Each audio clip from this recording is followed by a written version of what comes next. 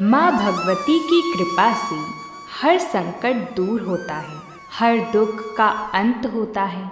जो सच्चे मन से माँ की शरण में आता है वह जीवन की हर कठिनाई को पार कर जाता है। सभी को जय श्री कृष्णा, जय श्रीमन नारायण। आप सभी को चैत्र नवरात्रि की बहुत बहुत शुभकामनाएं। आइए आज हम माँ दुर्गा के नवरात्रि व्रत की एक अद्भुत कथा सुनते हैं जो हमें जीवन की परेशानियों से लड़ने की शक्ति देती है। महान कवि कालिदास ने भी कहा है कि माँ की कृपा जिस पर होती है वह निराशा से आशा की ओर बढ़ता है, अंधकार से प्रकाश में प्रवेश करता है। आज की कथा केवल एक प्राचीन ग्रंथ की गाथा नहीं है, बल्कि यह हर उस व्यक्ति के लिए सीख है जो जीवन की कठिनाइयों से जूझ रहा है। चाहे बाधाएं कितनी भी बड़ी क्यों ना हो, माँ की भक्ति और श्रद्धा से हर समस्या का समाधान संभव है।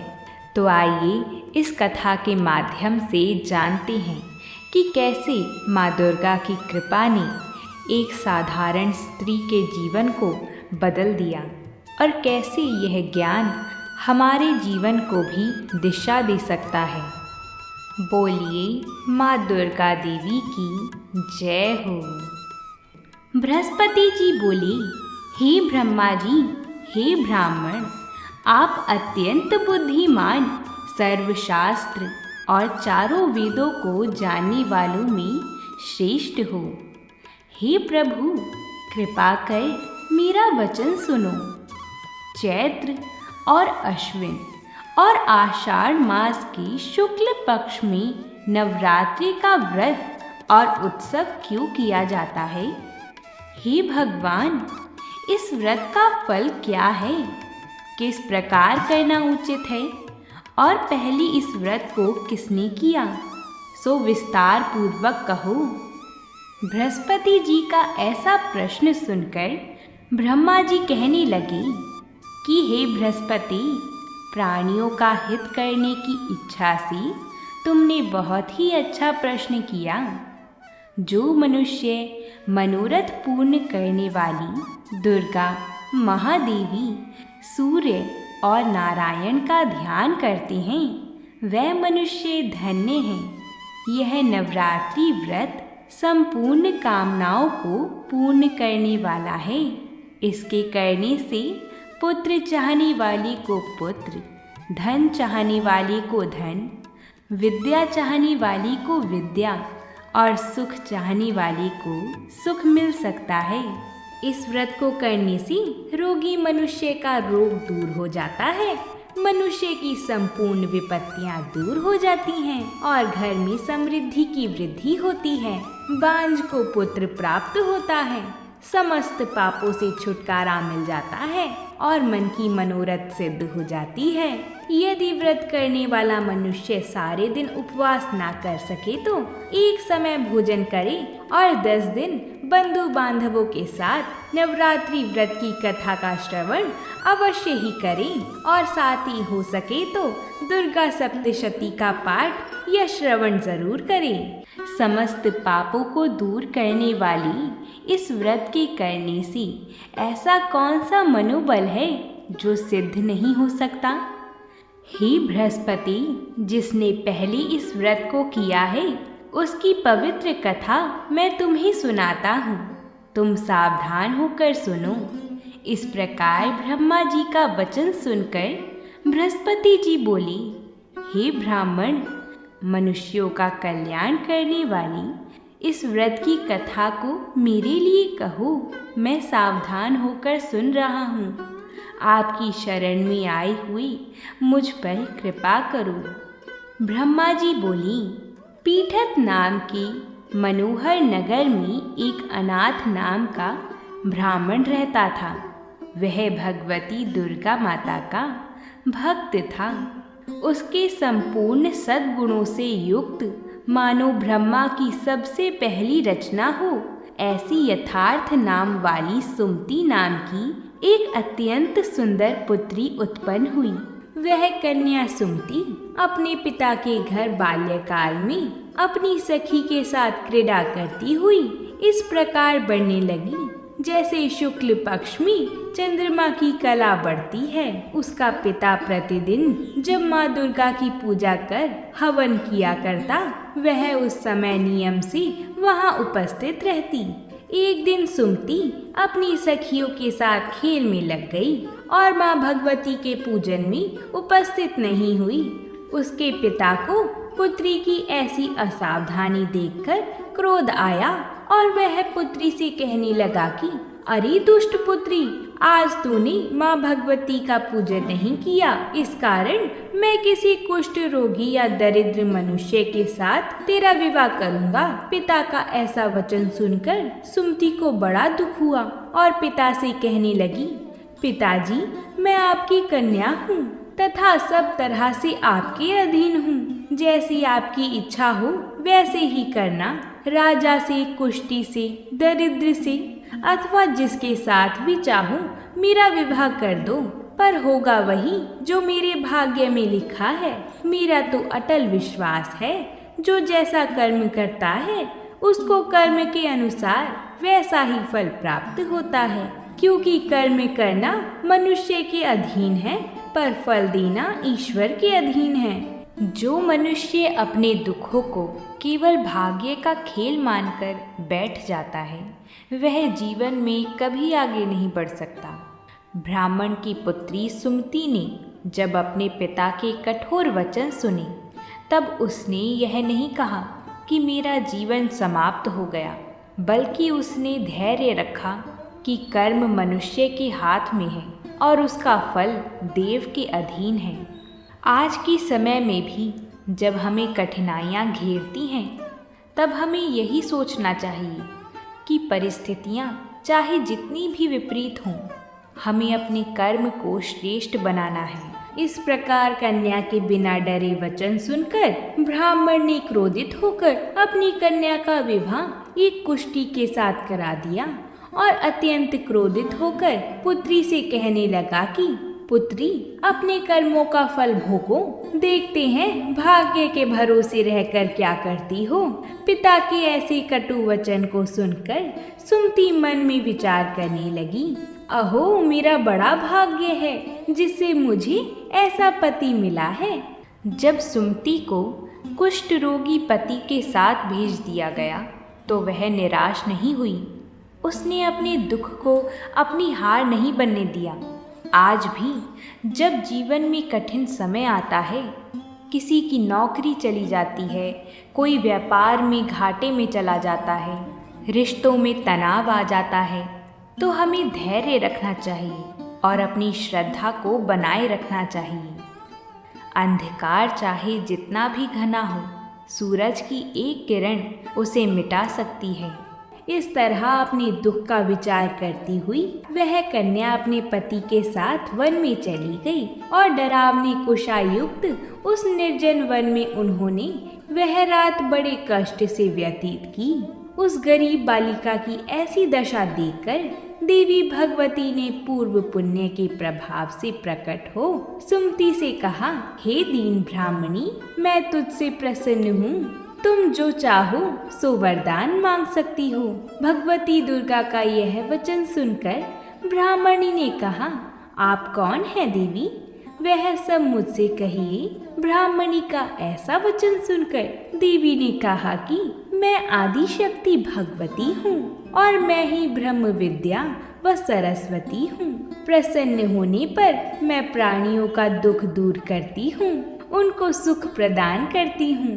भगवती दुर्गा स्वयं प्रकट होकर कहती हैं कि हे ब्राह्मणी, मैं तुझ पर तेरे पूर्व जन्म के पुण्य के प्रभाव से प्रसन्न हूँ।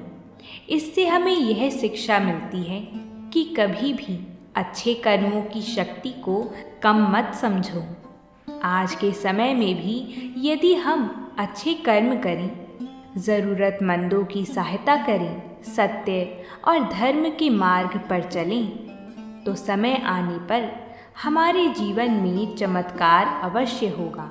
देवी दुर्गा कहती हैं, मैं तुम्हें तुम्हारे पूर्व जन्म का वृतांत सुनाती हूँ। तुम ध्यान पूर्वक सुनो। तुम पूर्व जन्म में निषाद की स्त्री थी और अति पतिव्रता थी। एक दिन तेरे पति निषाद ने चोरी की। चोरी करने के कारण तुम दोनों को सिपाहियों ने पकड़ लिया और ले जाकर जेल खाने में कैद कर दिया। उन लोगों ने तुझको और तेरे पति को भोजन भी नहीं दिया। इस प्रकार नवरात्रि के दिनों में तुमने ना तो कुछ खाया और ना ही जल ही पिया। इस प्रकार 9 दिन तक नवरात्रि का व्रत हो गया। हे ब्राह्मणी, उन दिनों में जो व्रत हुआ, इस व्रत के प्रभाव से ही मैं प्रसन्न होकर मैं तुझे मनोवांछित वर देती हूँ। तुम्हारी जो इच्छा हो सो मांग लो। इस प्रकार दुर्गा के वचन सुनकर ब्राह्मणी बोली, अगर आप मुझ पर प्रसन्न हैं तो हे दुर्गा माई, मैं आपको प्रणाम करती हूँ। कृपया करके मेरे पति का कोढ़ दूर करो। देवी ने कहा, उन दिनों तुमने जो व्रत किया था, उस व्रत का 1 दिन का पुण्य पति का कोढ़ दूर करने के लिए अर्पण करो। उस पुण्य के प्रभाव से तेरा पति कोढ़ से मुक्त हो जाएगा। और देवी ने कहा, जो व्रत तुमने अनजाने में किया, उसी का पुण्य आज तुम्हें फल दे रहा है। हमारे जीवन में भी कई बार ऐसा होता है कि हम सोचते हैं कि हमने तो किसी का बुरा नहीं किया, फिर हमारे साथ बुरा क्यों हो रहा है। लेकिन हमें यह समझना चाहिए कि हमारे कर्मों का प्रभाव लंबे समय तक रहता है। आज का किया हुआ सत्कर्म कल का भाग्य बनता है। ब्रह्मा जी बोले। इस प्रकार देवी के वचन सुनकर वह ब्राह्मणी बहुत प्रसन्न हुई और पति को निरोग करने की इच्छा से जब उसने तथास्तु ऐसा वचन कहा, तब उसके पति का शरीर भगवती दुर्गा माँ की कृपा से कुष्ठ रोग से रहित अति कांतिवान हो गया। वह ब्राह्मणी पति के मनोहर देह को देखकर देवी की स्तुति करने लगी। हे दुर्गा माई, आप दुर्गति को दूर करने वाली हैं, तीनों लोकों का संताप हरने वाली हैं, समस्त दुखों को दूर करने वाली हैं, रोगी मनुष्यों को निरोगी करने वाली हैं, प्रसन्न हो, मनोवांछित वर देने वाली हो और दुष्टों का नाश करने वाली जगत की माता हो। हे अम्बे माँ, मुझ अबला को मेरे पिता ने कुष्ठी मनुष्य के साथ विवाह कर घर से निकाल दिया था। मैं पिता से तिरस्कार होकर निर्जन वन में विचर रही हूँ। आपने मेरा इस विपदा से उद्धार किया है। हे देवी माँ, आपको प्रणाम करती हूँ, मेरी रक्षा करो। ब्रह्मा जी बोली, हे बृहस्पति देव, उस ब्राह्मणी की ऐसी स्तुति सुनकर देवी बहुत प्रसन्न हुई और ब्राह्मणी से कहा, हे ब्राह्मणी, तेरे उदाल्य नामक अति बुद्धिमान, धनवान, कीर्तिवान और जितेंद्रिय पुत्र शीघ्र ही उत्पन्न होगा। मैं तुझे ऐसा वर देती हूँ। जब सुमति ने माँ दुर्गा की स्तुति की, तब माँ ने उसे न केवल उसके पति का स्वास्थ्य लौटाया, बल्कि भविष्य में उसे एक बुद्धिमान और समृद्ध संतान होने का भी वरदान दिया। आज भी जब जीवन में कोई समस्या आई तो हमें घबराने की बजाय माँ की शरण में जाना चाहिए। भक्ति केवल मंदिर में सिर झुकाने का नाम नहीं है, यह अपने जीवन में सकारात्मकता और श्रद्धा बनाए रखने का माध्यम है। हमें भगवान का नाम जप करते हुए भगवान की शरण लेनी चाहिए। वर देकर देवी ने ब्राह्मणी से फिर कहा कि हे ब्राह्मणी, और जो कुछ तेरी इच्छा हो वह मांग ले।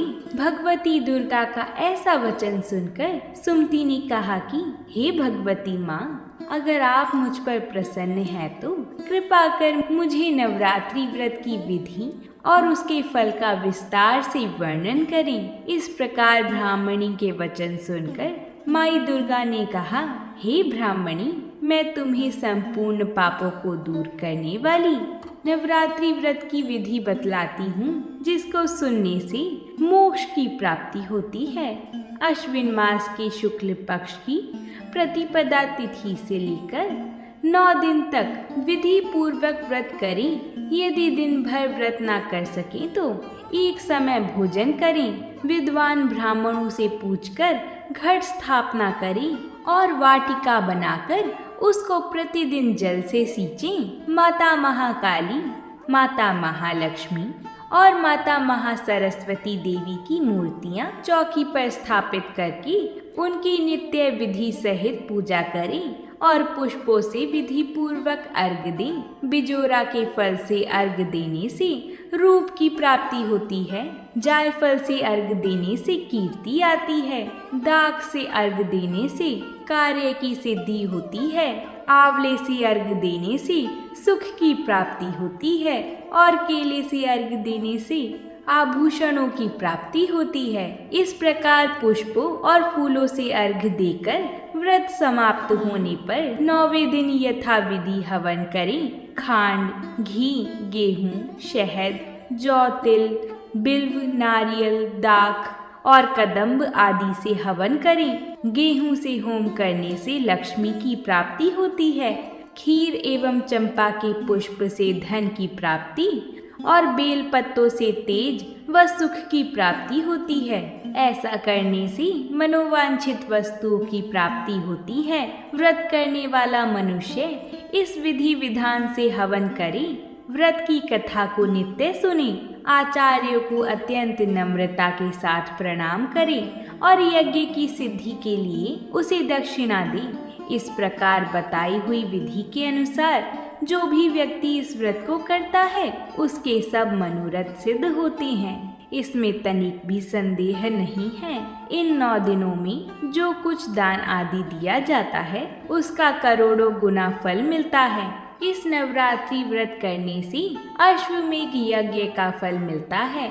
हे ब्राह्मणी, इस संपूर्ण कामनाओं को पूर्ण करने वाली उत्तम व्रत को तीर्थ, मंदिर अथवा घर में विधि पूर्वक करना चाहिए। यह हमें सिखाती है कि अनुशासन और संयम का जीवन में बहुत महत्व है। नवरात्रि केवल उपवास का नाम नहीं है, बल्कि यह आत्म संयम, सकारात्मकता और बुरी आदतों को छोड़ने का एक अवसर है। दोस्तों, इस कथा से हमें यह सीख मिलती है कि कठिन समय में भी अपना धैर्य बनाए रखना चाहिए। कर्म का प्रभाव हमेशा बना रहता है, इसलिए अच्छे कर्म करें। श्रद्धा और भक्ति से हर समस्या का समाधान संभव है। अनुशासन और संयम जीवन को सफल बनाते हैं। ब्रह्मा जी बोले, हे बृहस्पति देव, इस प्रकार ब्राह्मणी को व्रत की विधि और फल बताकर देवी अंतर्ध्यान हो गई। जो भी मनुष्य या स्त्री इस व्रत को भक्ति पूर्वक करता है वह इस लोक में सुख प्राप्त करके अंत में दुर्लभ मोक्ष को प्राप्त होता है। यह इस दुर्लभ व्रत का महात्म्य है जो मैंने तुम्हें बतलाया है। यह सुनकर बृहस्पति देव जी आनंद से प्रफुल्लित होकर ब्रह्मा जी से कहने लगे कि हे ब्रह्मदेव, आपने मुझ पर अति कृपा की है जो मुझे इस नवरात्रि का महात्म्य सुनाया। ब्रह्मा जी बोले कि हे बृहस्पति देव, यह देवी भगवती की शक्ति संपूर्ण लोकों का पालन करने वाली है। इस महादेवी के प्रभाव को कौन जान सकता है। तो यदि आपके जीवन में भी कोई संकट है तो माँ दुर्गा की शरण में जाइए, अच्छे कर्मों का सहारा लीजिए और अपने विश्वास को मजबूत रखिए। एक दिन समय बदलेगा, परिस्थितियाँ बदलेंगी और जीवन में नया प्रकाश आएगा। अगर आप सभी को ये कथा अच्छी लगी है तो वीडियो को लाइक ज़रूर करें। साथ ही में हमारे चैनल को भी सब्सक्राइब करें, जिससे ऐसी ही व्रतों से जुड़ी कथाएं आपको समय अनुसार मिलती रहें। तब तक के लिए प्रेम से बोलिए जयकारा शेरावाली दा, बोल सांचे दरबार की जय हो।